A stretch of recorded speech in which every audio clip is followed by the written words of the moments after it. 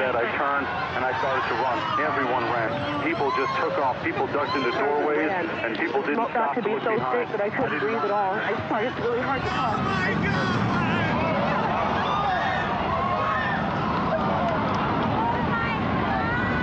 They're both down now. It's just a huge cloud of smoke.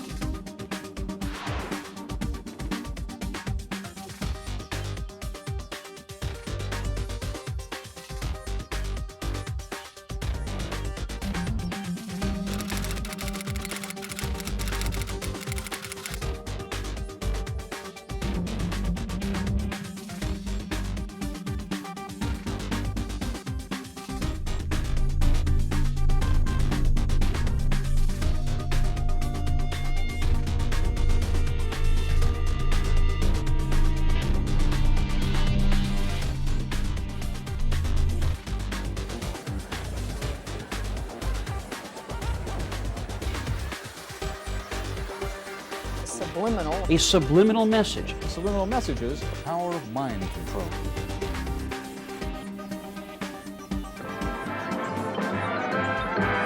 Hey, have you heard about the crazy new way to send a message today? It's flashed on a screen, too quick to see, but still you get it subliminally.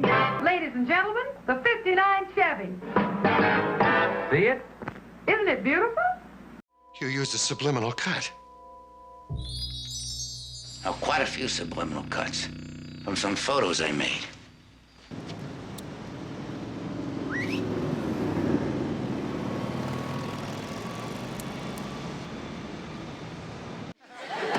Okay, class, today we are going to talk about subliminal advertising. What's that? Scully, are you familiar with subliminal messages? You mean like sex and ice cubes of liquor ads?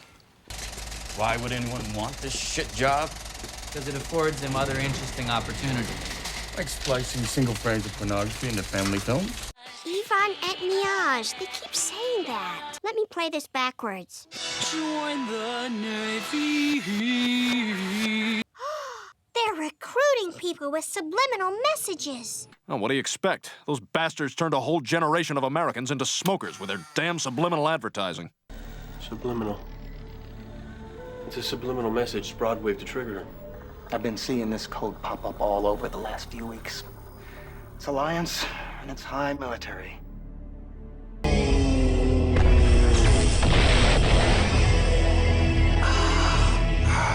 Subliminal advertising complete.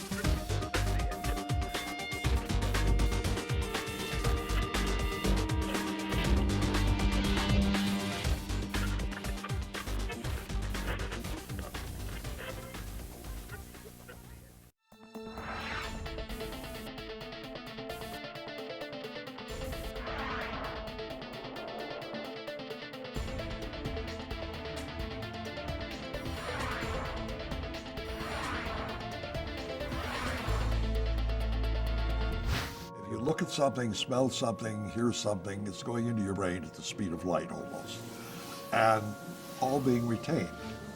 Now what comes out in terms of cognitive or conscious perception is very limited bits and pieces of this. One of the earliest acknowledgments of the unconscious process appears in some of Aristotle's writing, which goes back a good bit. Sigmund Freud was the first person to coherently probe the existence of the unconscious and postulate that people have a lot of emotions and drives that they're not aware of. Freud's theories were, at the time, very controversial. Because he was telling people, in a sense, things they didn't really want to know about. Freud used a number of techniques to determine what their unconscious conflicts were, and one of those that he was very involved with was interpreting their dreams.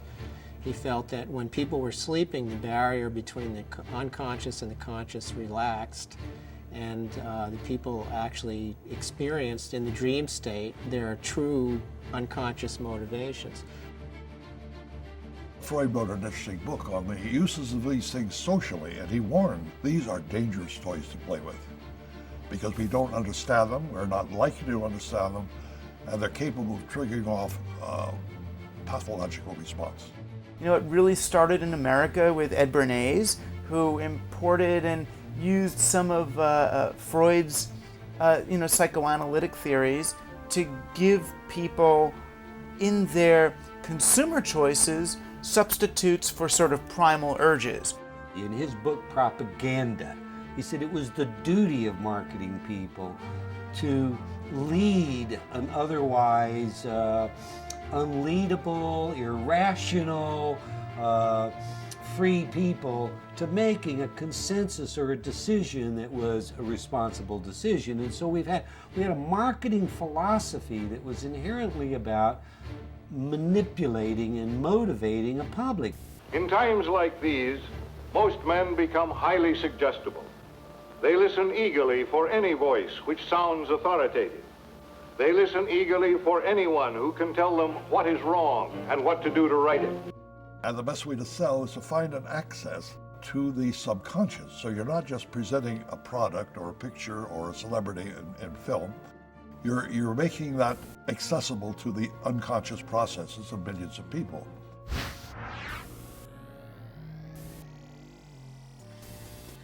Most of America learned about the concept of subliminal advertising in 1957. There was a marketing researcher by the name of James Vicary, and he announced that he had done this very elaborate experiment, supposedly.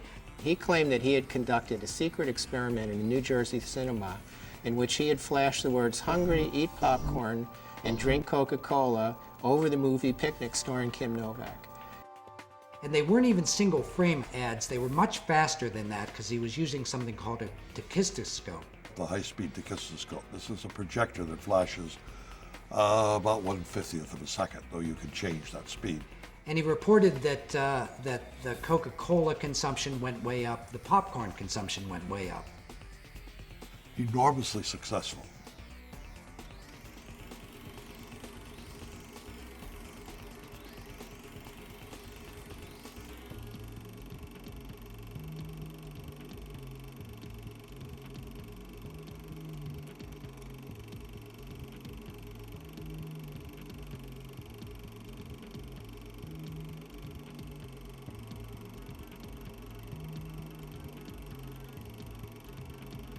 Like if you're watching a film and all of a sudden something will quickly flash that you can't actually see, and it puts it in your mind that you maybe want a Coke. In the 50s, you know, like when movies started turning out, you used to go to movies, used to put the little popcorn thing, right, subliminally there. And I've heard that they do that in like movies, like buy Coke is like flashed on the screen when it's right before the movie starts.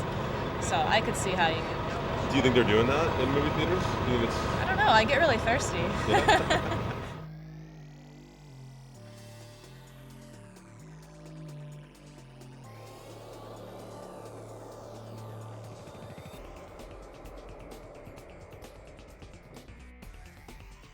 A lot of companies were interested, a number of TV stations agreed to run subliminal ads. Many competitors came into the field with other products, and Television and radio stations openly admitted that they were experimenting with it. Radio stations were going to run whispered ads where they'd whisper things like buy Oklahoma oil or drink 7-Up very softly beneath the records that the disc jockeys were playing. And it caused an outrage. The public got very nervous and very excited about it. There were all sorts of editorials against this. Congress decided that they would have to hold hearings on this. Vicary went to Washington to demonstrate this process. And this led to statements like those by Norman Cousins that condemned subliminal as the most dangerous technology to have ever been developed by man.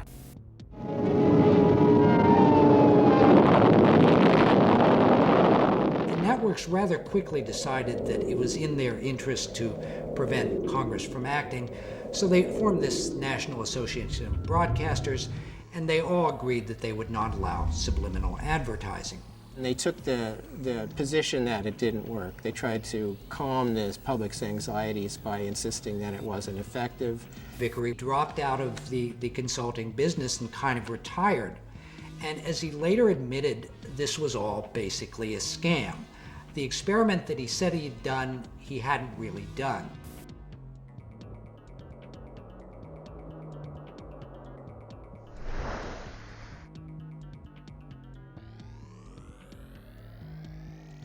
They increased the consumption of Coca-Cola and popcorn enormously. And there's a little grain of truth to it. I mean, there have been other experiments. Arguably, there might be a moderate increase as a result of commands like drink Coca-Cola. It couldn't possibly amount to the statistics that he had suggested. But once you let the genie out of the bottle, it's very hard to put it back in. So we've had this almost a mythos of subliminal advertising ever since then.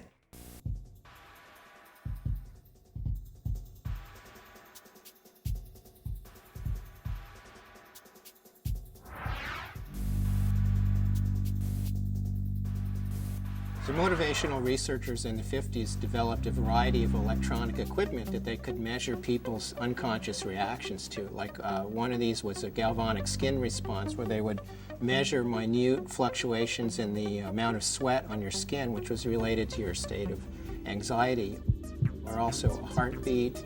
Or they had special cameras in supermarkets that would measure the dilation of the pupils that would indicate how interested a person was in the product.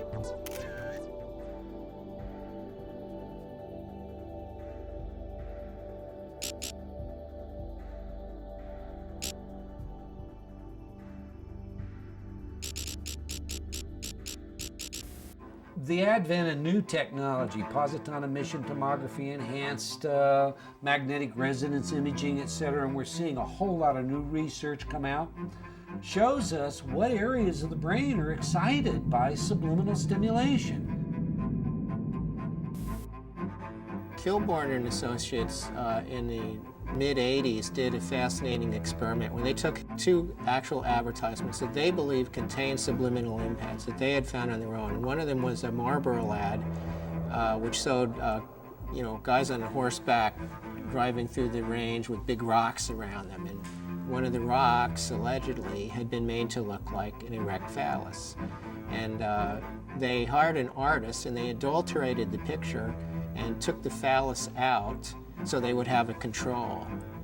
And then they showed it to people and measured their galvanic skin responses and found out that the picture with the phallus had a greater effect than the picture without the phallus.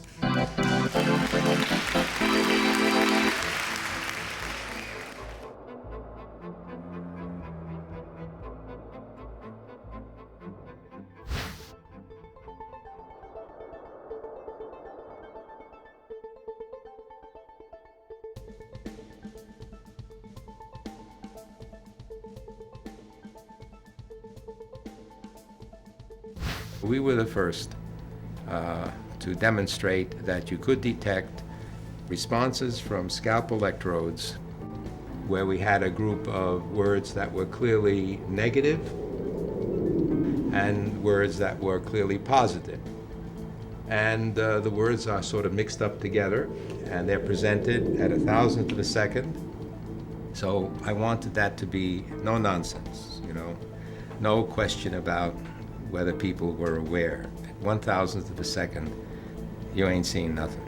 And the basic finding was that the negative words, when they were presented subliminally, would have a bigger voltage of brain response than did the positive words. Again, this goes back to the whole general scientific question: can a subliminal stimulus in and of itself cause a person's behavior to change, and to change in some significant way about something important? And the evidence there is problematic. There are some studies that say yes, others that say no.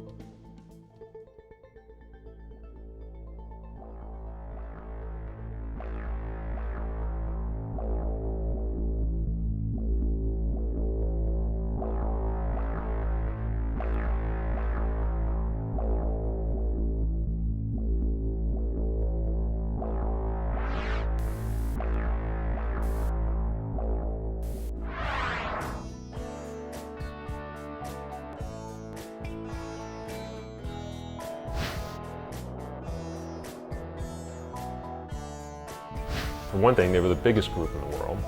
They had carte blanche at the EMI studios at Abbey Road, and therefore they could pretty much do whatever they wanted. They were also unbelievably curious. In the summer of 1969, a bunch of college radio stations started this rumor that Paul McCartney had died and that for some strange reason the Beatles were keeping this secret. But it got a lot of people listening very carefully to these later Beatles albums. And that's where John Lennon had done all this experimentation. They had an opportunity to do things with music that even their peers frankly couldn't do because they didn't have the time and the money and the cachet. And the Beatles also were experimenting with drugs. At the heart of this was really a thing they found at the end of Strawberry Fields.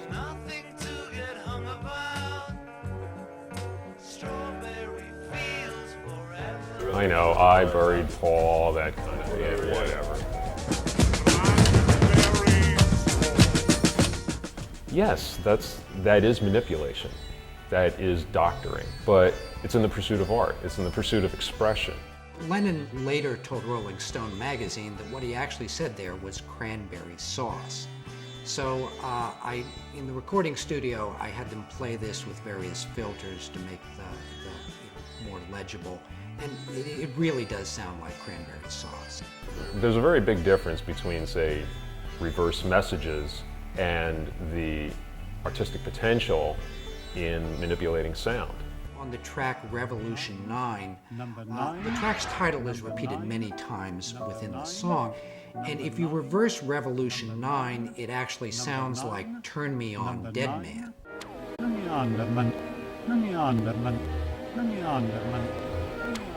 In order to write a lyric that will say one thing forwards and something else backwards, what kind of writer do you have to be? That's a genius beyond my comprehension. I can't imagine that anyone's that smart. You have to draw a distinction between what I call the engineered reversed messages and the ones that are purely coincidental. For instance, it's been found that if you say the words, "Jesus loves you," record that and play it backwards, it sounds like "we smell sausages."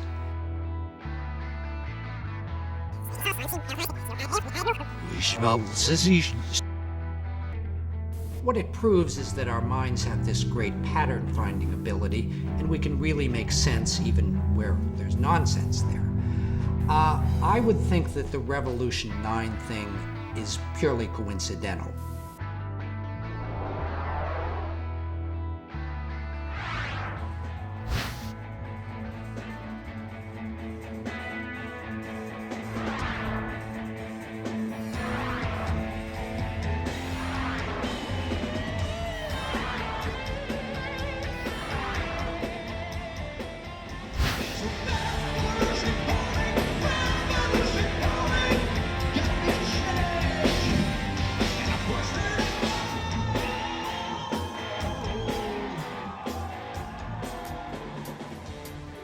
we try to do with our music is to paint a picture, an audio picture, to best get across the message we're trying to convey with the lyrics.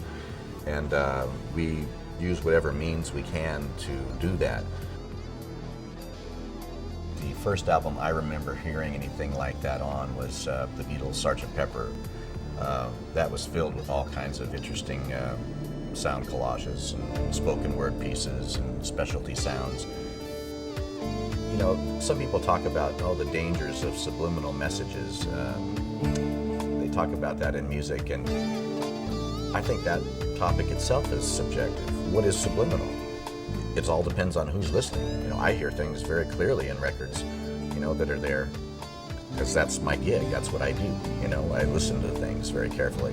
Other people might think something's subliminal because they've never heard it before. Well, they're just not focused on it. So I think it's all kind of debatable. We'd like to forewarn you to brace yourself because what you are about to see is hardcore truth that much of the mainstream media would like to keep hidden from your eyes.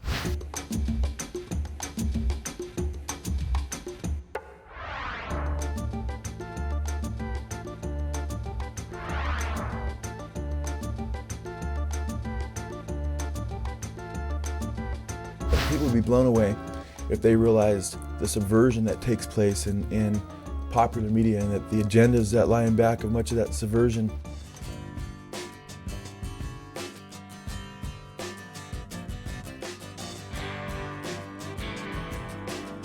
Here we see Robert Plant, while singing Stairway to Heaven, telling his fans that sometimes words have two meanings, as he signs with his hands that they are both forward and backwards. 'Cause you know, sometimes words have two meanings.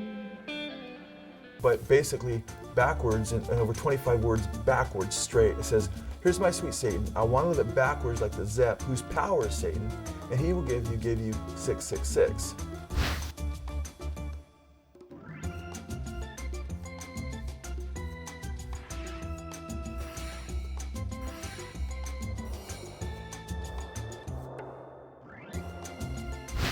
I was sitting in a room when I was producing Cinderella in about 1987. This child who was on methadone started questioning me on this background masking. It's crap. This satanic phenomena goes far beyond the scope of human ingenuity and is demonically inspired. Bob Garcia of A&M Records stated, quote, "It must be the devil because nobody here knows how to do it." Well, there's no point to that anyway. And you can make anything up you want if you wish. So I believe personally, deep down, they know what's going on, and they were seducing their fans into, hey, you know, the whole power trip. Backwards masking is rubbish. It never happened. We never did it. That's just a fact. I was there. There's so much evidence out there, but it's under the surface at first, and I think when people begin to see it, hopefully they care enough about truth more so than experience.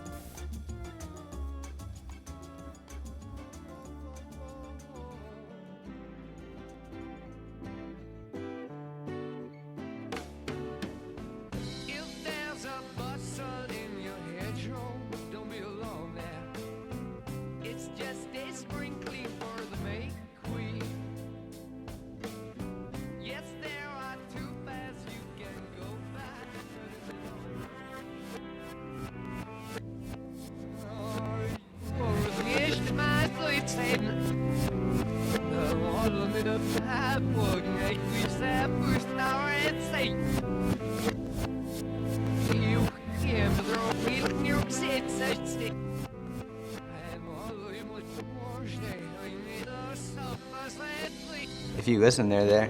Yeah, I heard them all. That's crazy. But it was definitely put there on purpose and maybe just for certain people to hear it.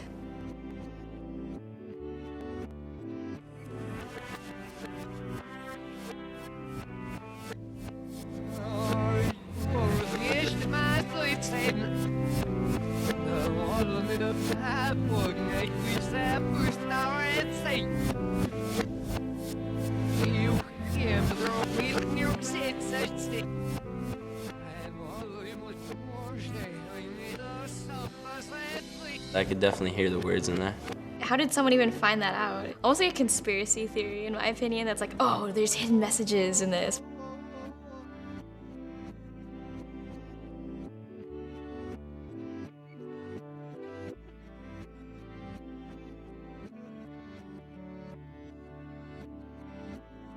The only thing I really heard was music. It kind of sounded like it was in a different language.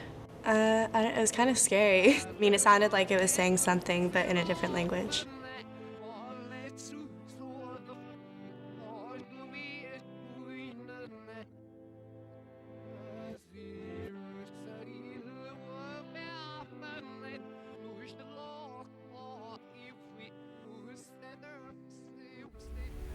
You know, if you want to hear Satan talking to you while Stairway to Heaven plays backwards, then that's exactly what you'll hear. You'll find a way to hear it.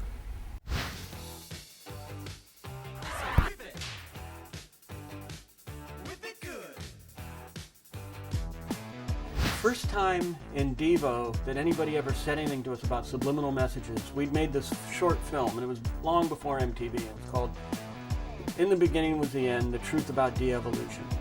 And somebody came up to us after we showed the film once, this woman, and she was really mad. She goes, I know what you're doing. I know what you're up to. And we're like, what? What'd you say? And she goes, I know what you're doing. I saw it. I saw on the screen, I saw the word submit and the word obey. And we're like, wow, where'd those go? How'd those get in there? And so we were like, yeah, right.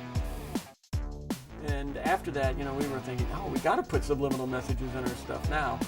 To me, backward masking, you know, and the Beatles and Paula's Dead or any of that kind of stuff, to me, that was just all the fun stuff. That if you were a fan, you looked for that kind of stuff and you wanted to find it. The idea of it being dark or malevolent, you know, I think is just kind of paranoid thought on the part of people that already don't like the music. I never really saw anything of harm coming from backward masking. Dispatch emergency service. He's on another one. He'll be finished. There's been a double shooting. Okay, whereabouts was the shooting? Right in my backyard. Is anybody hurt? It looks like there's two bodies. I didn't want to go over and look. In what observers call a first-of-its-kind trial, attorneys today told a Nevada court that two troubled young men who shot themselves in 1985 were influenced by subliminal messages in a rock and roll album. The members of the British rock group Judas Priest listened in a Nevada courtroom today as one of their recordings was described as a killer. They heard you have to die to be a hero. And they had played over and over and over again this Stained Glass album, particularly a song, Better By You, Better Than Me. Now, what had happened is the two at a point had looked at one another and they had chanted, do it, repeatedly, do it, do it, do it.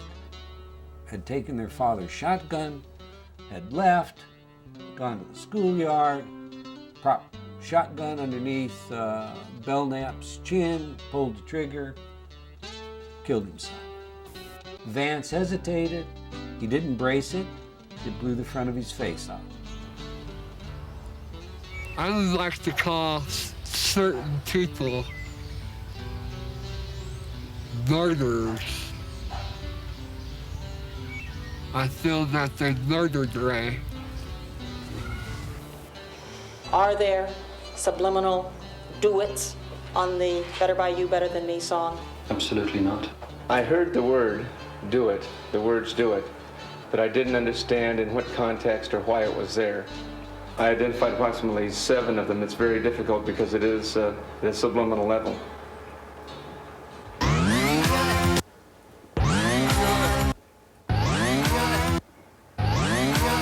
The group, Judas Priest, admitted that they had used subliminal messages on other recordings, just not this one. It is the claim of subliminal messages that propelled this case to trial. Similar lawsuits claiming rock music caused damage have been thrown out of court because lyrics are protected as free expression under the First Amendment. But the judge in this case says subliminal messages are not protected as free speech. What is really on trial here is the whole concept of subliminal persuasion. The courtroom is no place for reveries about the unknown capacities of the human mind.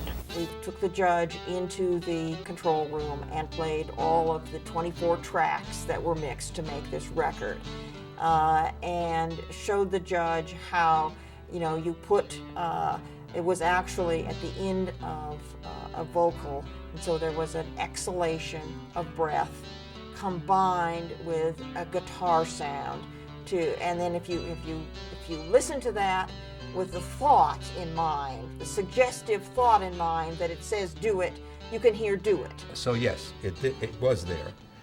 And that's what made me so puzzled when the judge concluded that if it was there accidentally. That made no sense to me at all. CBS never produced the original master. The original 24-track master would have been required in order for us to determine whether it had been intentionally placed there or it was indeed a coincidence of sound. And so I argued that it was the straw that broke the camel's back. And the judge decided, look, they had all kinds of reasons to harm themselves, and to make a case for that alone, it didn't hold water. Prosecution have alleged us and tried to paint this picture of drug-crazed Satan worshippers, and nothing could be further than the truth. It's absolutely ridiculous and bizarre. And people just don't appreciate that, we're humans with feelings like everybody else, and we don't all sing about love. We would get power from it, and our emotions would just soar with the music, and then would go up and down, and it was like a drug, like a narcotic. Did you understand what he said? He said, looking back now, the music would almost drive you crazy. Drive you crazy? Well, yeah, it did. I wanted to climb the walls. I couldn't stand it. And his behavior would just change. And you can't always blame it on the parents. You can't always blame it on the music industry. You can't always blame it on movies and television. But all these things we have to acknowledge are influential factors on children and their decisions. So all of these things should be looked at and considered.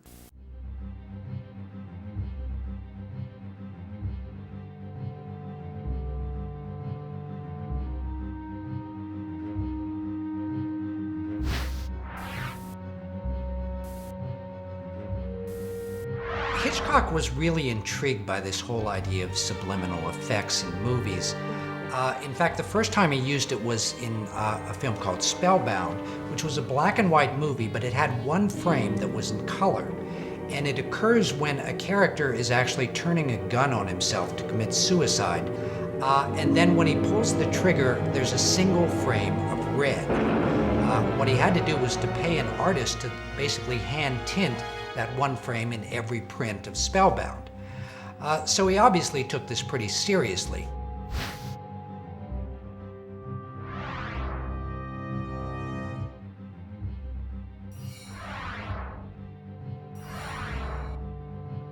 Oh, I saw him in the editing room where he would cut right down to the frame, just frame by frame where he'd want his cuts. So he took a great deal of time with the editor in what he wanted. When he came to do Psycho, he did something even more elaborate. Towards the end of the film, there's a very slow dissolve to a shot of the police pulling Janet Leigh's car out of the swamp. Well, during that dissolve, Hitchcock superimposes this kind of skull-like face on Tony Perkins' face. So it creates a rather ghoulish effect. And obviously Hitchcock thought that this increased the emotional punch of this particular part of the movie.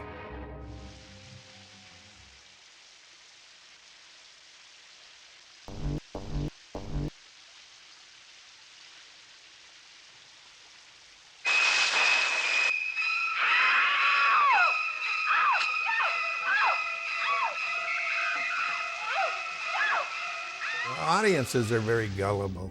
I just feel that you can lead an audience like Hitchcock would do, and I think you could do it with subliminal. It would be very effective. If murder and knife and that sort of thing was intentionally put in, it was done, I wasn't around, it was done when he worked with the writer.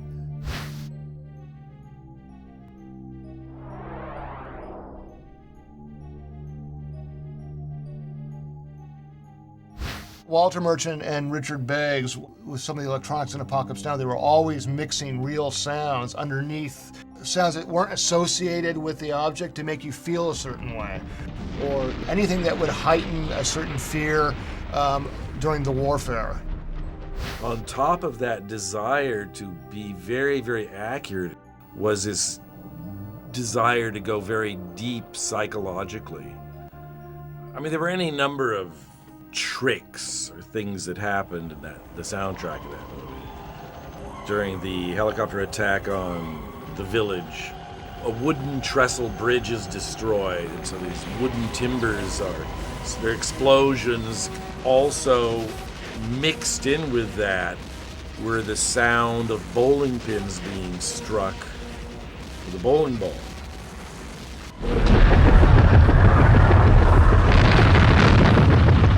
Things like that were used extensively, and in a lot of other movies as well. Like I know, like in The Godfathers, you want to make fear something's going to happen, they mixed a baby cry, and stuff like that.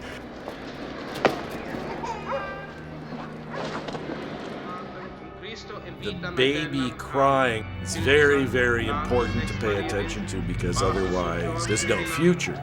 That's why babies' cries are so irritating. You can't ignore it. Satan? I do renounce him. To me, that's creative, and that's tapping into this part of the brain. If you want something out in front of people, you don't hit them over the head with it, but you have it there so the audience maybe doesn't realize that, but it's imprinted in their mind that it's, when did I see that? Friedkin was another director who was rather intrigued by this idea. And in his film, The Exorcist, he actually uses subliminal shots in at least two very key parts of the film. One of them is in a dream sequence, and the other is during the actual exorcism. To tramp underfoot serpents and scorpions, to confront this cruel demon. What you see are very brief two-frame shots of this kind of cadaverous face. And so like my brothers and I would always freeze frame on that one frame, and it's terrifying. You don't even want to look at it. So it does something to you, So the question is, why are you doing that? In my mind, Exorcist was a groundbreaking film. It had never been done before. So he was really experimenting with the concept of being totally afraid and fear.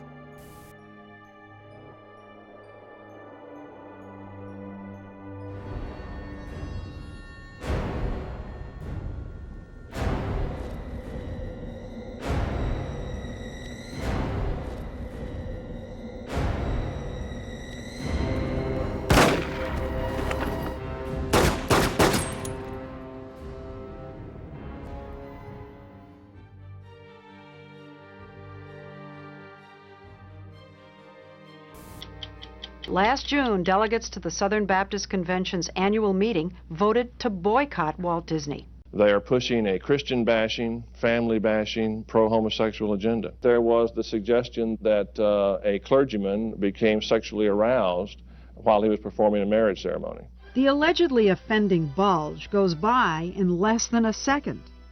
But if you were to slow down a few frames of this scene, you might think the preacher was indeed more than happy to see Ariel. There. Right there, right there, right there. What is it? It is clearly his knee. Everybody knows it's his knee. We ask for a transformation of Disney, or Disney will go down.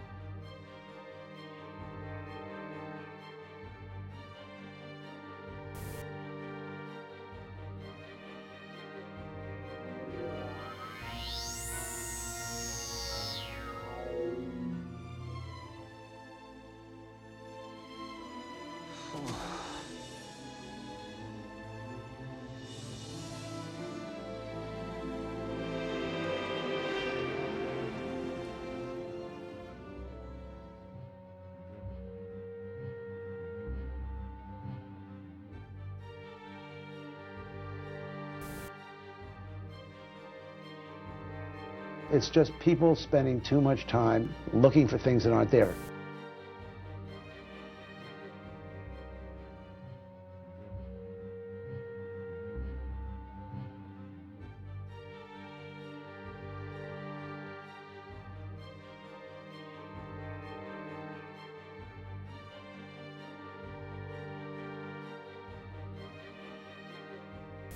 That's how we can sell sex to little girls.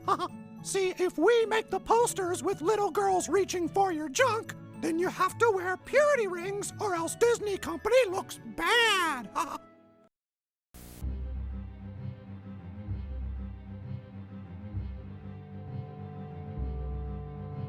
We thank you so much for this bountiful harvest of Domino's, KFC, and the always delicious Taco Bell. You can see that the movie star is holding the Pepsi right there, but you're not thinking of it as a commercial, you're thinking of it as a movie. Converse All-Stars, vintage 2004. Don't turn your face up like that. I know you want some. All you gotta do is ask. Even product placement is normally a subliminal thing because you really don't think, hey, that guy's drinking a Coke, but you do see it and it does register in your brain.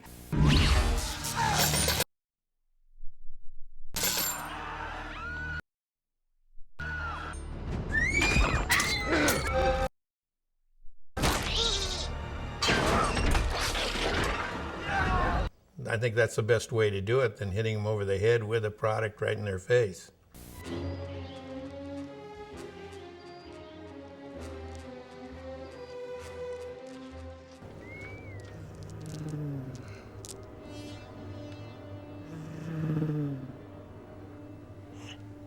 So in some sense, I think you could say even product placements are probably the most successful form of subliminal advertising. I want the perfect food.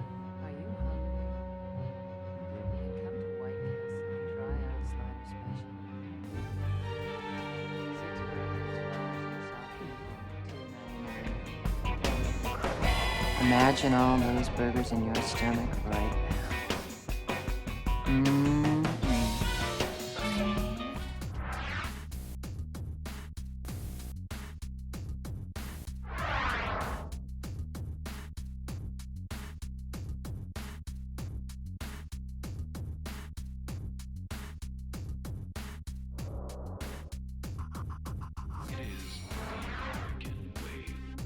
The average TV viewer sees about 30,000 commercials per year. That's 30,000 repetitions of a single message. And the single message is, buy this, do this, it's going to make you feel better, you're going to like it. If you're not doing it, you're probably not very hip. This is going to solve a problem for you. 30,000 times.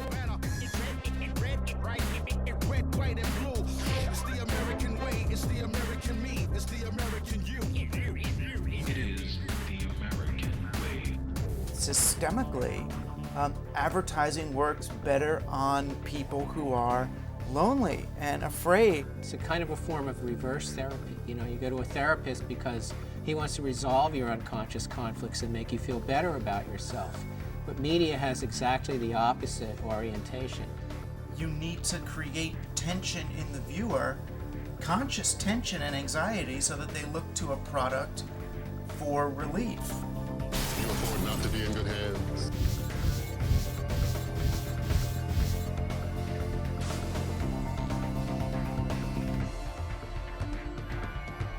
If people are happy, they're not going to buy stuff they don't need. There's been memos that have been circulated, you know, where insider advertising executives have said, it's our job to make women feel bad about themselves. We really believe that this is the way a woman should look. This version of some guy's marketing plan that he's set up. They all look at that pretty ad. You know, I like the boobs I'm looking at while I'm up. They don't realize that they're being engineered. We can look at things like anorexia and bulimia, and say, as far as I'm concerned, you can look at that and say this is a media-driven event. Our families are being destroyed. I mean, we've never in the history of humanity been under an assault because we've never had mass media like we do today.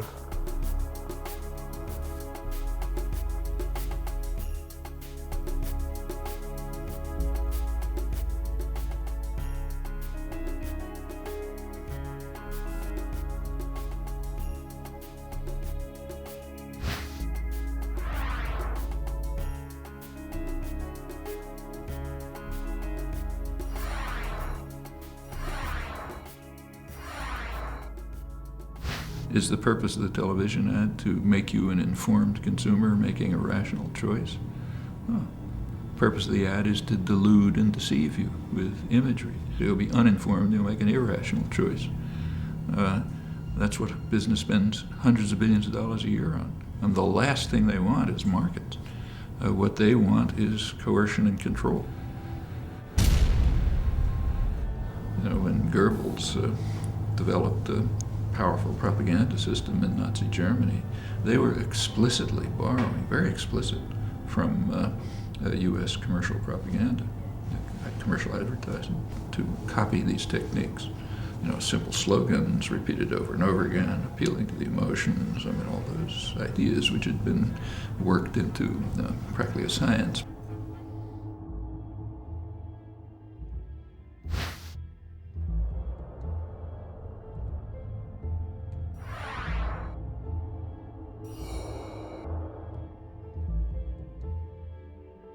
If we don't have any kind of critical analysis, some kind of overreaching way in order to analyze and understand what's being fed to us, how people can be manipulated, people enjoy the manipulation. Advertising is fun. Reality is boring. You take the blue pill, the story ends. You wake up in your bed and believe whatever you want to. You take the red pill, you stay in Wonderland. And I show you how deep the rabbit hole goes. All I'm offering is the truth.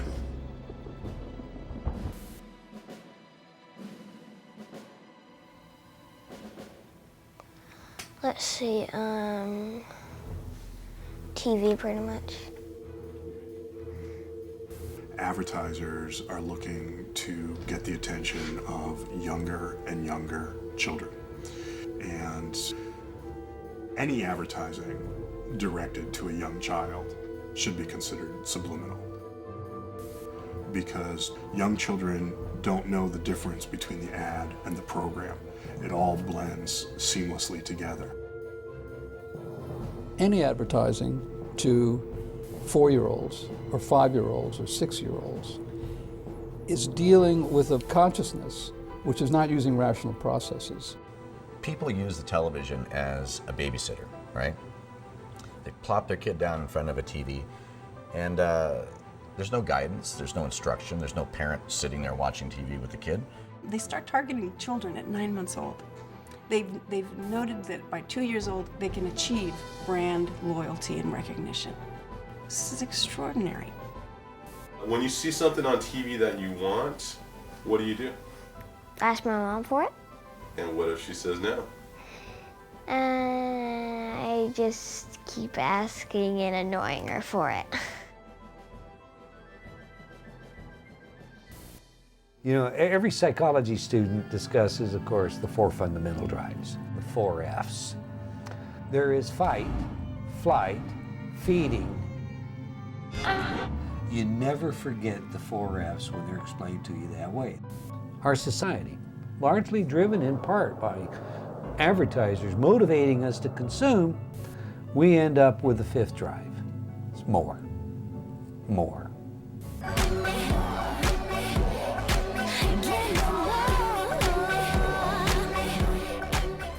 We systematically desensitize their threshold of arousal by increasing the amount of stimuli that we deliver that is sexual or violent or gross in nature.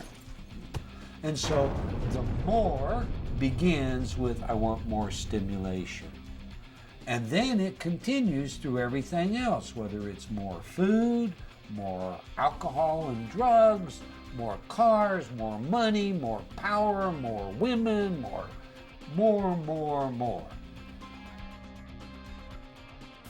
I mean, why are people maxed out on their credit cards, and buying things that, you know, who knows if they need them or not? I mean, consumerism becomes a secular religion where we use certain material goods to fill holes in our souls. Any one of us can be trapped by this.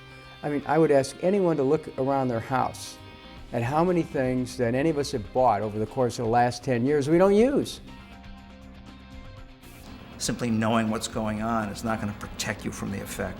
You can know perfectly well that they put this gorgeous model in an ad to get you all excited about Coors beer.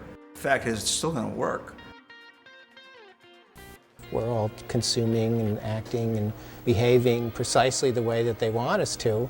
It's what the church does, it's what monarchs did, it's what advertisers do, and and the game continues. Some are wondering if perhaps there was a subliminal ad, a flash of a commercial product seen on the show.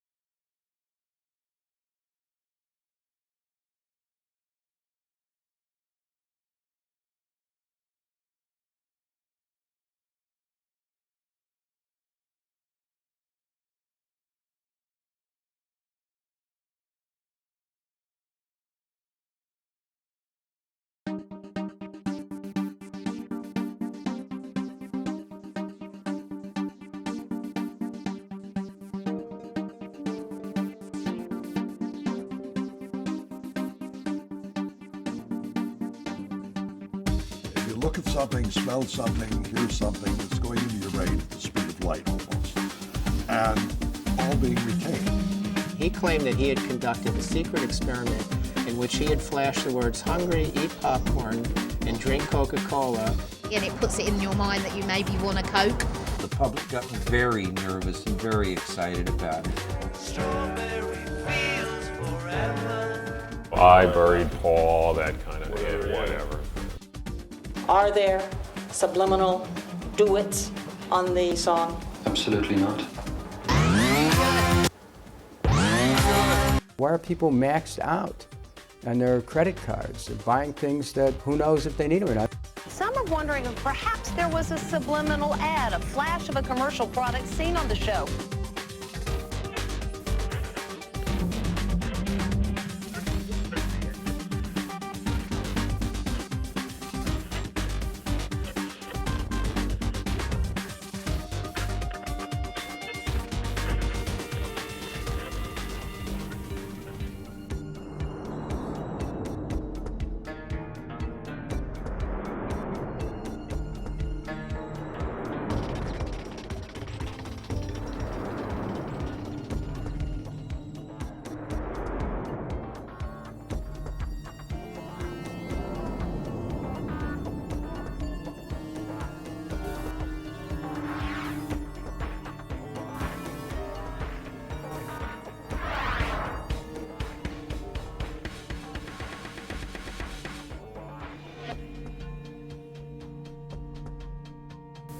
In the research that was conducted by the Roper organization, they found that 57% of Americans believe that subliminal advertising happens. I think there's so much in the air, there's so much a sense of sort of distrust in government, in powerful leadership, that I wouldn't be surprised to find that more people now believe that subliminal advertising is practiced than have in previous decades.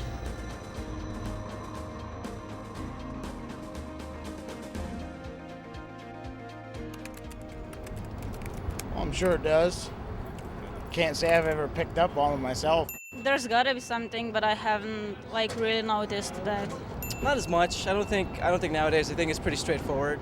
Well, I think there's certain advertising companies, that for whatever, trying to market an item, just subliminally, they'll throw something in and then you don't even think about it. Definitely. Yeah. Definitely. Yeah. When I watch television for over a couple hours, suddenly I'm very hungry, and I do realize that it's from the advertising or the subliminal messages. You mean like the Camel cigarettes? There you go. The image on the Camel? I mean, I'm sure that exists, absolutely. I'm sure it exists. I don't really know much about the technology, but I'm sure it does. I know it's supposed to be illegal, but I know it exists still. Yeah, you've heard it was illegal? Yeah. Okay. My best example of subliminal messaging would be like when you watch a movie and all of a sudden you see everybody's drinking Pepsi. I don't know. I don't know. I think that the colors are subliminal. Like, no one really realizes that most things are a certain color for a reason. Well, I do believe that advertising agencies use subliminals in their advertising.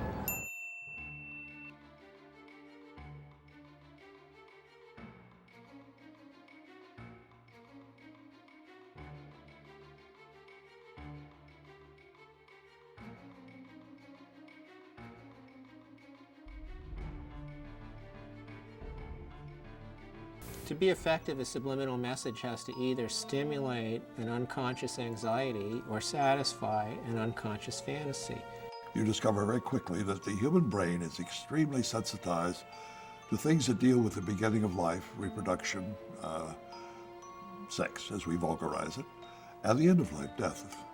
Now, if you can plant something in there that's strongly motivating, sex and death, the unconscious will remember that for a long time. We don't know for how long.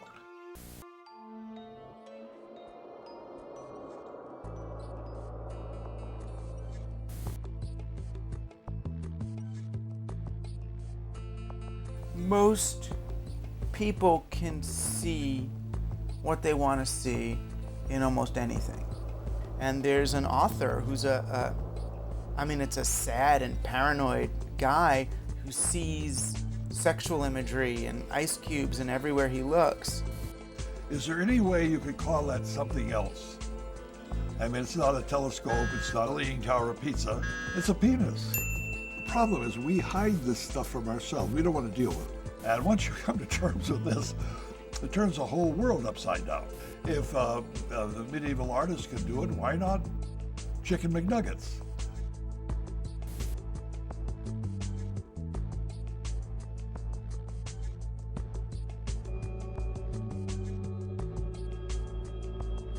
The SEXs are all over the crackers. Makes them taste better. I love Ritz crackers. The fact that he made some allegations that are not credible doesn't mean that the substance of what he had to say wasn't, logical and totally persuasive.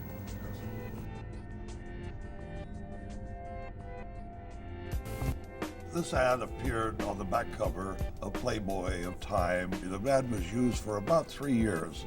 How could this stuff ever sell Johnny Walker Scotch? They didn't put any scotch in the glass. Glass is empty. Now, if you look at the ice cube that's on the table, the right side of that ice cube, you see an interesting looking face, or a grotesque, almost surrealistic mask. Isn't that an interesting figure to put in an ad? It's a monster with encircling arms and a skull-like face. It's a death symbol. There are a dozen of them in these 6 ice cubes.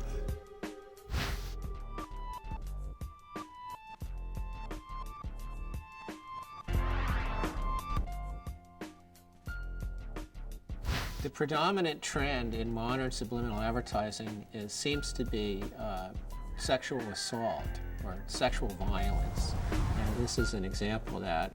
If you look at her facial expression, it could be that she's finding it extremely unpleasant.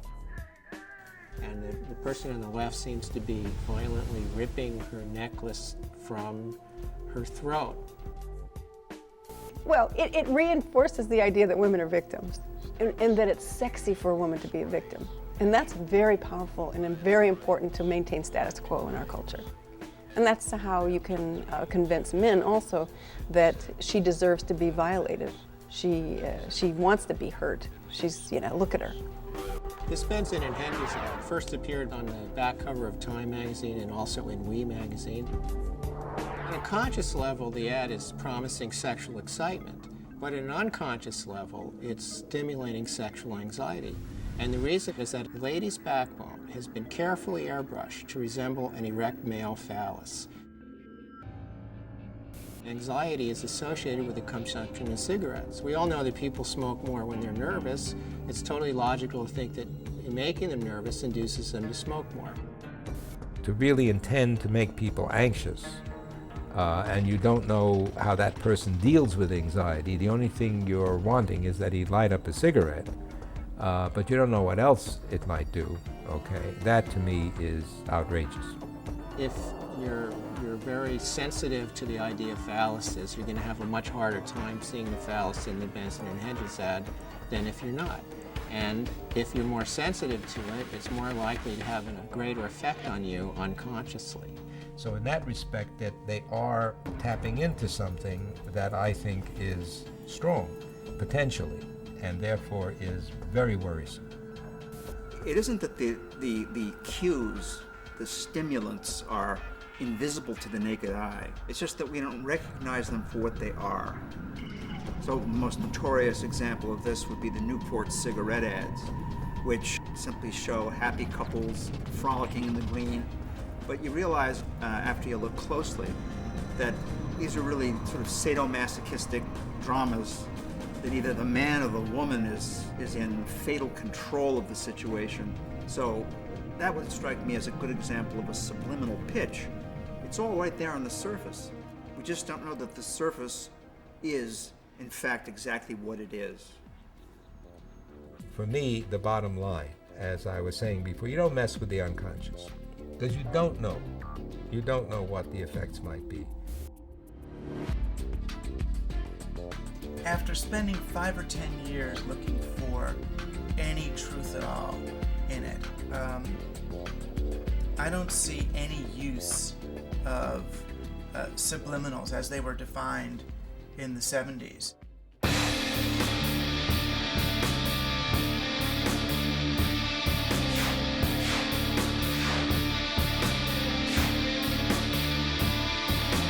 Why waste your time wondering what's wrong, wondering what's right in front of your eyes, or what makes you sick?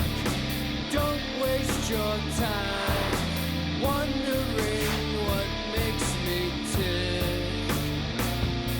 Invisible truth, invisible lies, invisible man behind the curtain.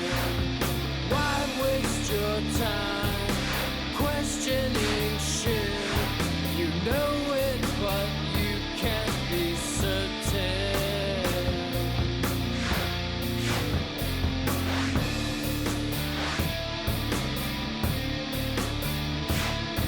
Well, sex ain't what I need, but sex gets the job done. It's not like you've been shooting heroin. Buy a new wardrobe, buy a new Audi. Don't wonder where all I've worked inside ad agencies. I've worked side by side with evil people. You know, to see, did anybody anywhere do any of this? And no.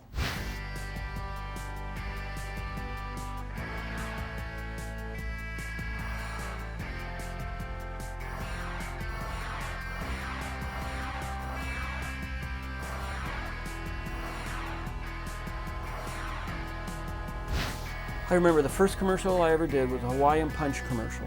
And I remember putting the message, sugar is bad for you. Just, set it in low volume in the background. And everybody in the room's tapping their pencils, and they're all, they're just all these execs and the creative people, and they're all going, yeah, that's Hawaiian Punch, yeah. And they're just like singing the song, and they're just like, and we're looking at each other and we're like, nobody heard it yet. And it was like, sugar is bad for you. Went down on the commercial and it went out nationally. And we found a whole list of things that we were able to easily put in a commercial and never once got stopped.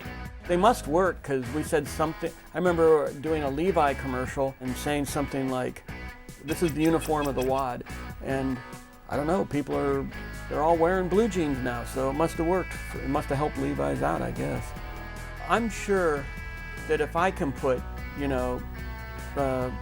subliminal messages in a commercial, that advertising agencies must have a much easier time of it and probably can do it in much bigger ways.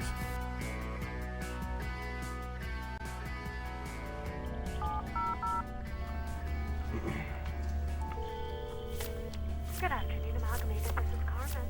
And we were wondering if someone from Amalgamated would be interested in meeting with us. Good afternoon, Atmosphere BBDL. Can you tell me who you're transferring me to? Good afternoon, JWG. Send me a voicemail. Please leave a message for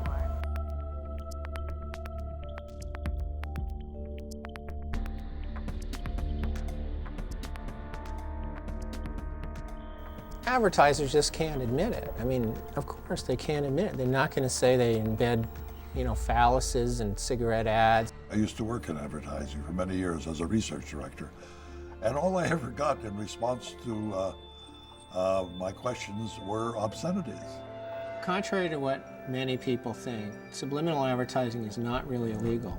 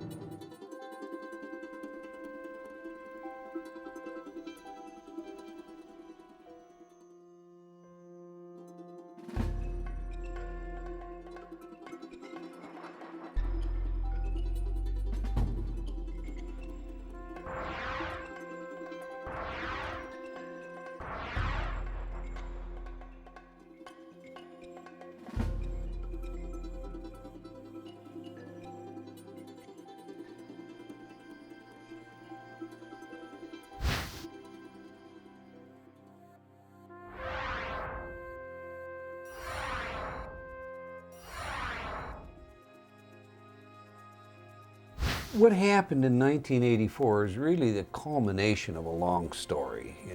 Orwell's book 1984, some have said, predisposed Congress to investigate Orwellian techniques. And of course, subliminal is often thought of as an Orwellian technique. There had been complaints, and Congress investigates complaints from their constituents. The House Subcommittee on Science and Technology wants to find out if the technology is being abused. Kansas Democrat Dan Glickman is chairman. I myself think that subliminal communication clearly has a twilight zone implication to it. I think it's incumbent upon us in Congress to at least explore the issue to see how widespread it is. The veritable who's who of the advertising world appeared, and they argued subliminal does not work. We don't use it, and we don't use it because it doesn't work. University of Michigan's Dr. Howard Chevron called for a moratorium on the technique until further study is completed. Although this may sound like science fiction, we may be on the threshold of invading the individual's perhaps last stronghold of personal privacy, his own inner thoughts. My estimation is that they certainly got sufficient evidence that something along those lines was happening. The conclusion in their report was that it was unlikely to be having the effects that were claimed. The law in Congress did not pass. The laws didn't pass anywhere in any state because of what I believe was a deliberate disinformation campaign designed to make the public feel comfortable. We don't use it, and if we did, it wouldn't work. In front of you is a manual. This manual was sent to me and is a training manual of one of the largest advertising agencies on the planet. And this training manual, in a very sophisticated way, lays out several ad campaigns that have actually run. Major products, how they embedded both taboo imagery, devils and whatnot, and sexual imagery. So, not used, I know that is just flagrantly false. There was a memo, which I have a copy of at home, from the National Association of Advertising Agencies that went out to every advertising agency in the country advising them what to do if I come to town. They said, keep the hell away from this guy. A crazy person writes a book about a fraudulent joke experiment and ends up creating such a stir that an organization is created, the American Association of Advertising Agencies, to dispel the myth.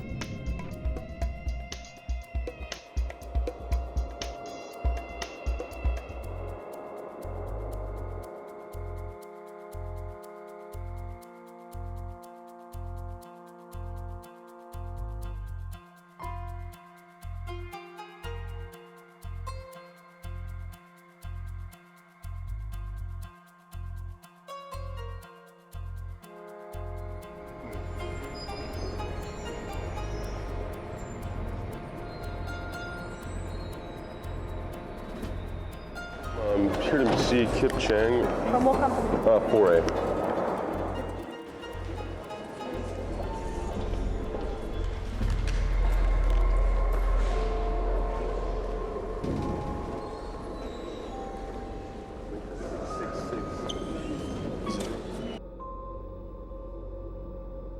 You can't shoot in this building. The fact that you won't meet with me. You know, You guys out. I will talk to you. Okay.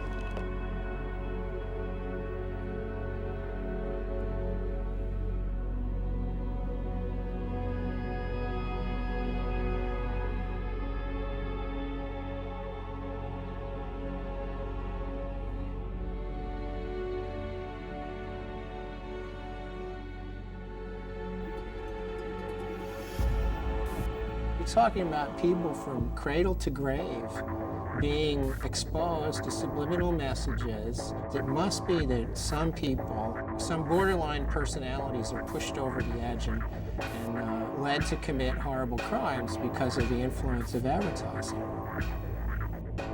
There is loose in their towns people like me today whose dangerous impulses are being fueled day in and day out by violence in the media in its various forms, particularly sexualized violence.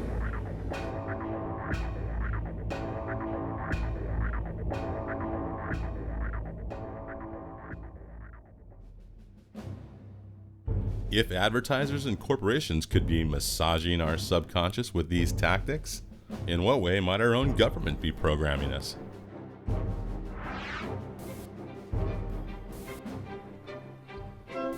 In the 2000 presidential campaign, George Bush ran an attack ad against his opponent, Al Gore.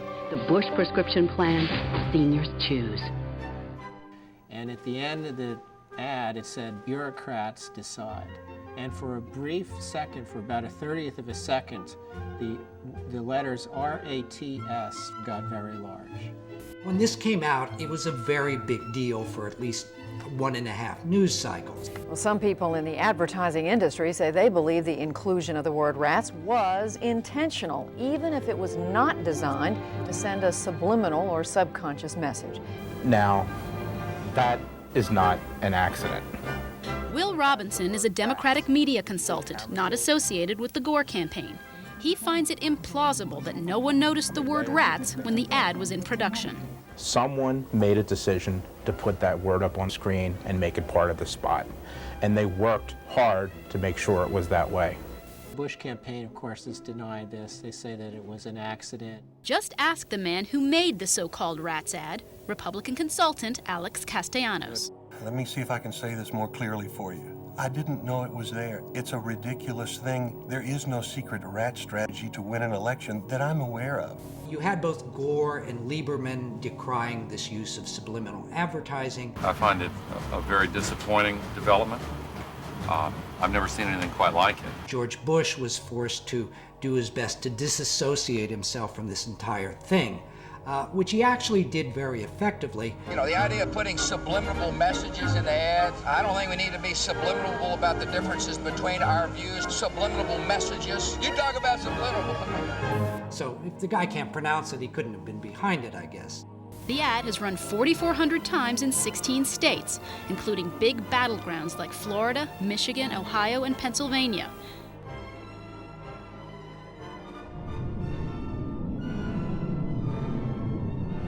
The recount that's occurring in Florida is an automatic recount based on state law. It was not requested by the Gore campaign. And tonight, for the sake of our unity as a people and the strength of our democracy, I offer my concession. Please raise your right hand and repeat after me. I, George Walker Bush, do solemnly swear.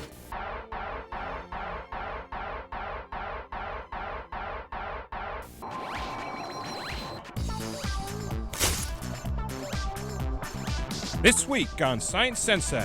Remember subliminal advertising? Now, cognitive scientists at Hebrew University in Jerusalem have shown that some thoughts and behaviors can be affected subconsciously and subliminally by commonly used symbols. They asked Israeli volunteers to complete a computer-based survey about their opinions on core issues in the Israeli-Palestinian conflict. But for half of the volunteers, subliminal images of the Israeli flag were flashed throughout the question and answer session. The flashes were 16 milliseconds, faster than we can do here. You might expect that exposure to such a strong nationalistic image would polarize people to one political extreme or the other. But in this case, the subliminal image of the flag pulled people from both ends of the political spectrum toward the middle compared to the control group. And phone calls to these people after the elections confirmed that most of them followed through when they actually voted. This research is important because it shows that subliminal messages can affect your attitude and behavior. For Science Central News, I'm your Science Sensei. I'm Science Sensei, and I approve this message.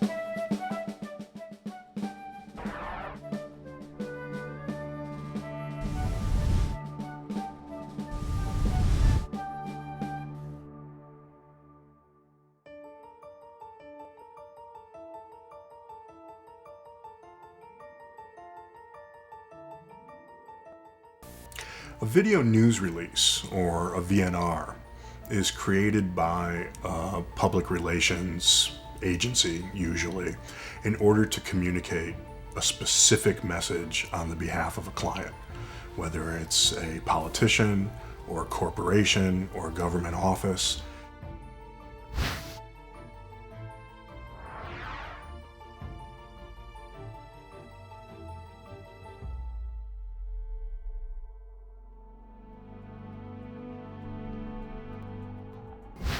The use of video news releases has to be challenged at every level in this country, VNRs as they're known. The government puts them out, corporations put them out.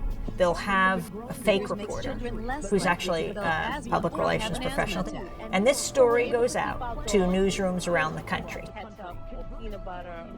So there are people watching a program that they think is news, but the actual news reports aren't news reports at all, but are paid advertisements that look like news reports. This is someone pushing a product, but it's presented as a fair and balanced report, which it, of course, isn't.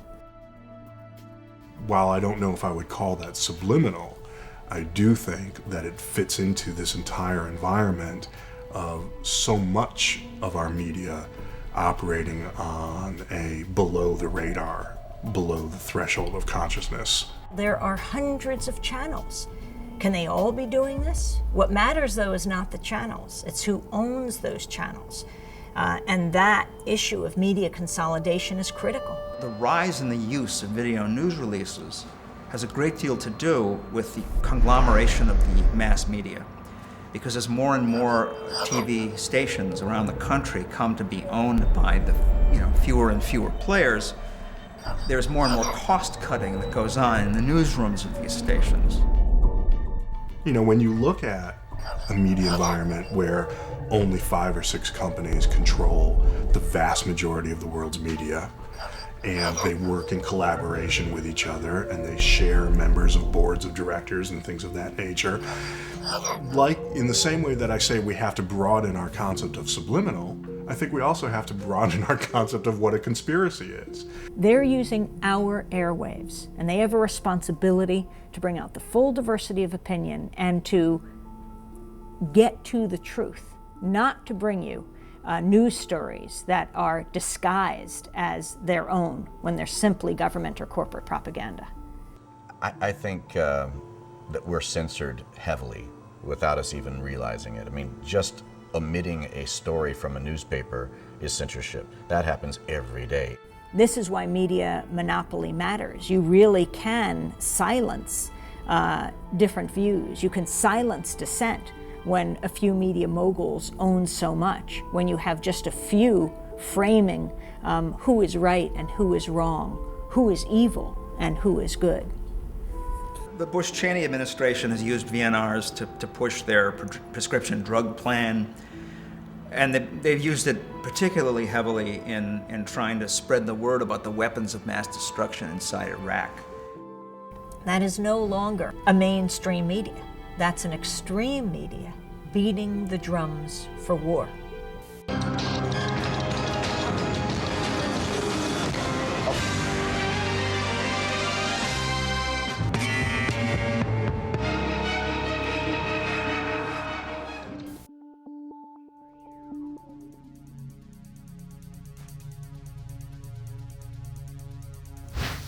The campaign has been one of disinformation and misinformation. The war in Iraq was based on lies. That's generally accepted. It's interesting there's been no consequences.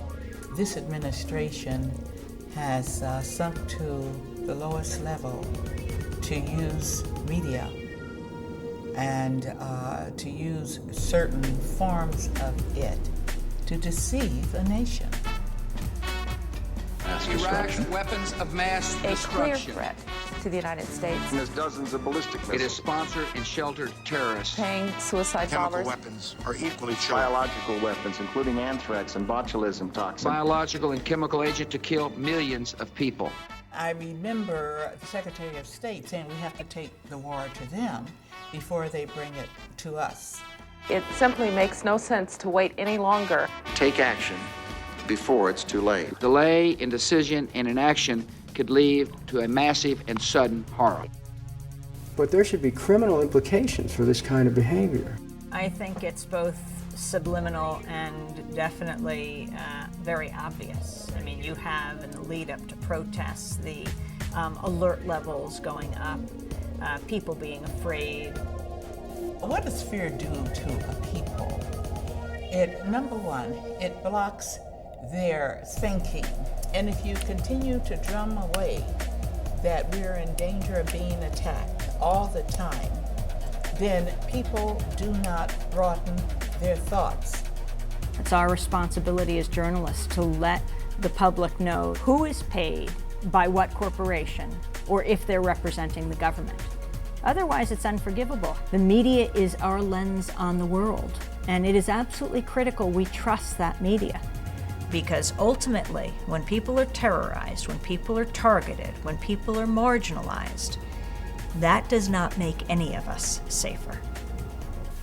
Peace, not war, is our natural condition. Those who would bid us to war must be challenged.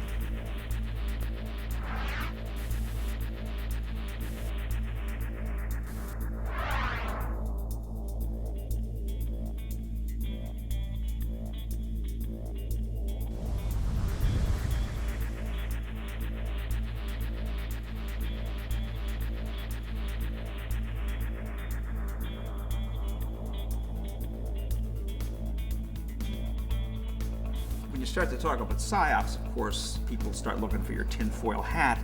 Psychological operations is what I prefer, because PSYOP kind of sounds like it's a, clandestine thing. And I'm not into conspiracy theories per se.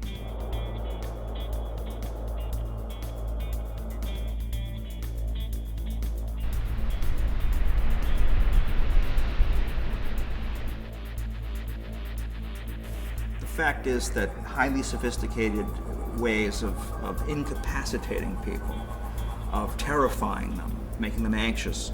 Our military and our intelligence bureaus have been studying this kind of invisible weaponry for decades. I mean, it's at least as old as the Cold War.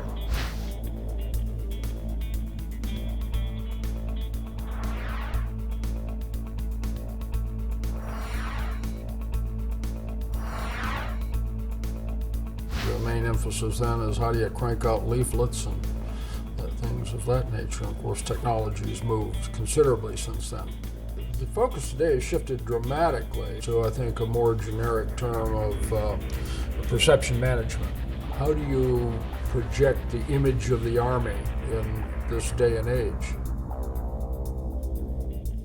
The U.S. government and military has poured hundreds of millions of dollars into propagandizing the Iraqi people, in paying newspapers, reporters, editors to plant stories in Iraqi media. Now, what does this do? When you talk about the U.S. military forces moving forward and there being victory, and Iraqis on the ground seeing that what they're seeing in their newspapers and on television doesn't reflect the reality, it undermines any kind of growth of democracy, because then they have no confidence, no trust of their media.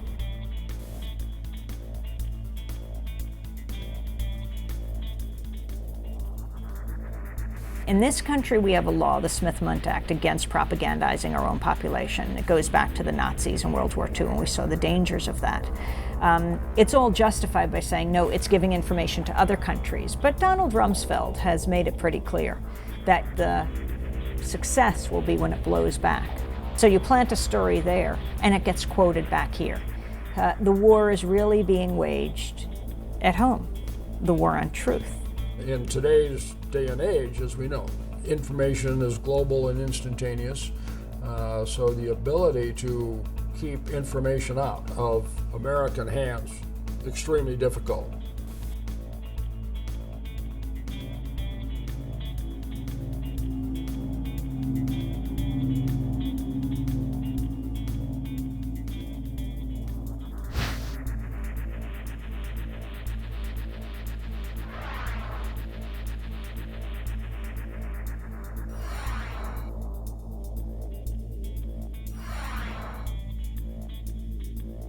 You know, the Gulf War was interesting, the first Gulf War in the early 90s when the whole war was taking place. We were asked often, are there new systems being used here? Because the way in which one of the largest armies in the world essentially gave up. I mean, it was like children in an elementary school on their first fire drill, running out of the bunkers and surrendering. And from my perspective, it looked like one of these technologies for influencing behavior had been applied, and it was the Scottish media after the war that reported on Project Solo. But now we have very sophisticated systems like Commando Solo, C-130, that's basically an airborne television radio station that circles the area, broadcasting the message directly in that you want to have the enemy receive. But one of the other things they do is they piggyback signals on other carriers. In other words, the broadcasts already going on in the area. In other words, the Muslim music and prayers that all of these troops were listening to every day, they would piggyback a signal on that would create anxiety and fear as an emotional state.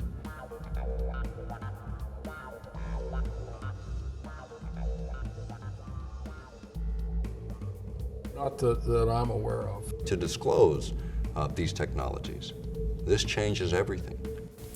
One of the finest articles on the subject is an article called "The Mind Has No Firewalls." And if you look at it, it is a fine explanation of all of the various ways to carry a signal in that would influence human behavior at a distance. Whether you use TV, radio, electrical grids, the internet, all of these things can be effectively used and have been demonstrated. These technologies that we're talking about today, because the American public wouldn't accept them, because the American public would see them as a violation of the Constitution, the only way they could be introduced is an environment of fear. And what environment do we have today? You know, this is an Occam issue, Occam's razor. The simplistic stuff works.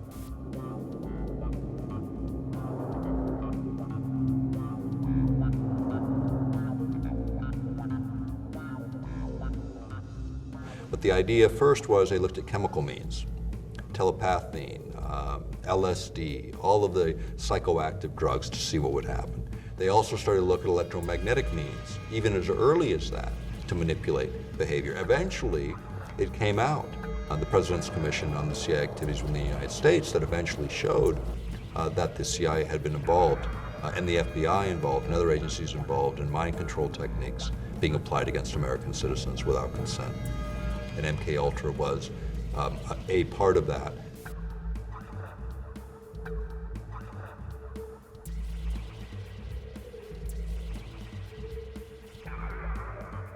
And in what may be the weirdest turn of events so far, the loudspeakers also pumped out Tibetan monastery chants at steadily increasing volume, aimed straight at Rockvan Koresh's sanctuary.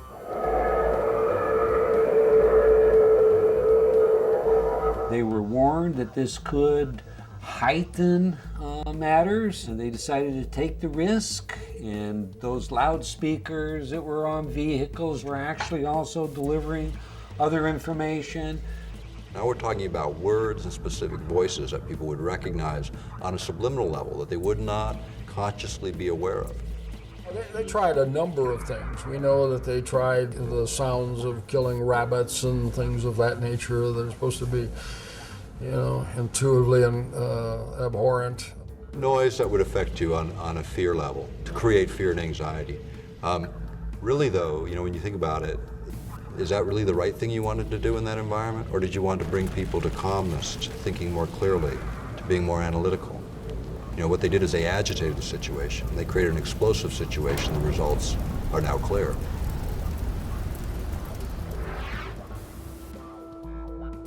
The simplistic stuff works.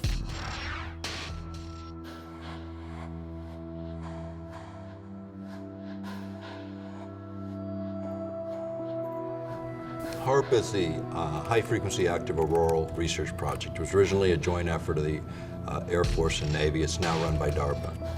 It's just dropped a little bit in terms of classification, but it has multiple possibilities and lots of effects. They just finished upgrading it from 48 antenna to 180.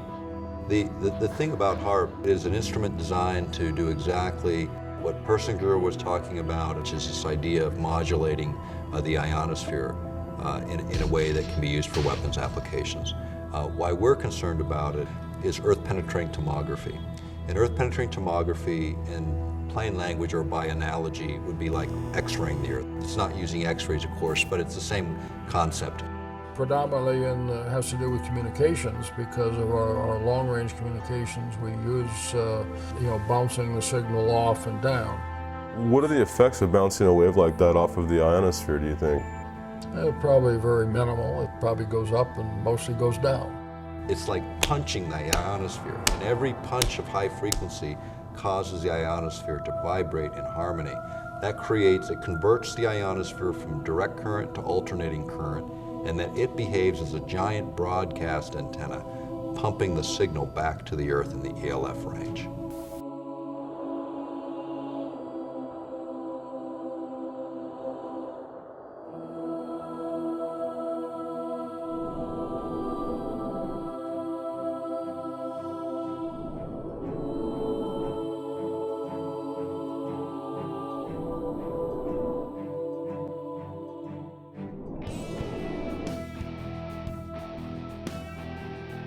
In the case of ELF, where you have these very low pulsed signals, you get what's called a frequency following response, an FFR in the literature, or brain entrainment is often referred to in that way. And this is where the brain actually locks onto these external signals, even these very, very subtle signals. It locks on and begins to mirror. And so the brain patterns fall into those patterns, which is a change in emotional state. In the conspiracy arena, they talk about a whole host of effects, up to and including turning people into zombies or whole societies into zombies and all that. Again, the evidence against that is I haven't got any societies of zombies. Our Bob Tube is doing a pretty good job on that, but look at them. You know, when you talk about conspiratorialists, let's talk about the military and what their job is. Their job is to think of every horrible situation that could ever occur and then develop a plan around it. That's conspiracy theorist at the ultimate level, with billions and trillions of dollars to spend to figure it out.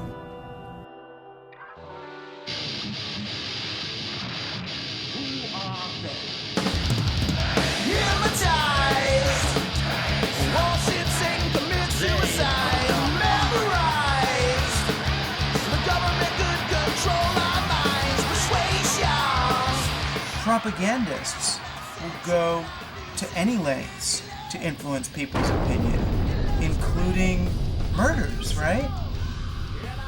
I mean, whoever's responsible for 9/11, are they doing it to kill those 3,000 people, or are they doing it to influence the world?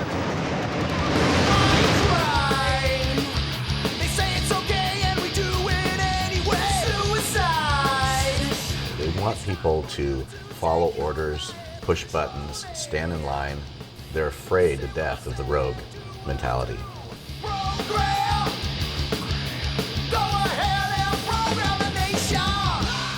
When you manipulate people, it's anti-democratic. What you're really trying to do is you're trying to control people. People don't need to be controlled. They need to be able to make their own decisions. Consciousness to freedom to think is a fundamental human right. The idea of violating free will is something that even God doesn't do. And yet man thinks they can do this. At this defining moment, change has come to America.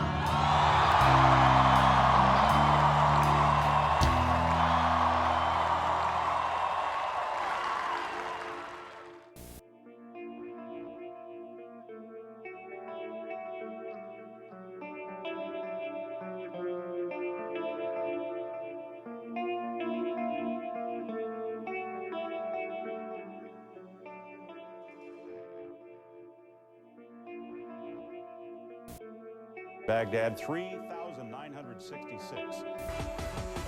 Lives have glamour. I am the queen of opulence. This is mass madness, you maniacs! In God's name, you people are the real thing. We are the illusion. So turn off your television sets. Turn them off now. Turn them off right now. Turn them off and leave them off. Turn them off right in the middle of the sentence.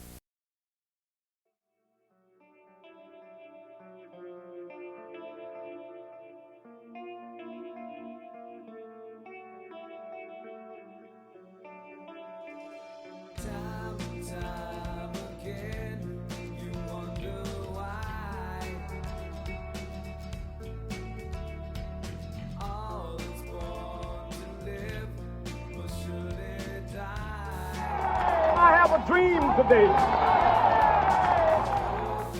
Ask not what America will do for you, but what together we can do for the freedom of man. You've got to put your bodies upon the gears and upon the wheels, upon the levers, upon all the apparatus, and you've got to make it stop. And you've got to indicate to the people who run it, to the people who own it, that unless you're free, the machine will be prevented from working at all. If we can get a critical mass of people thinking a direction, it will influence and change the rest of the world. This collective mind, this mind field, tend to lead me to believe that that might be the greatest hope man has.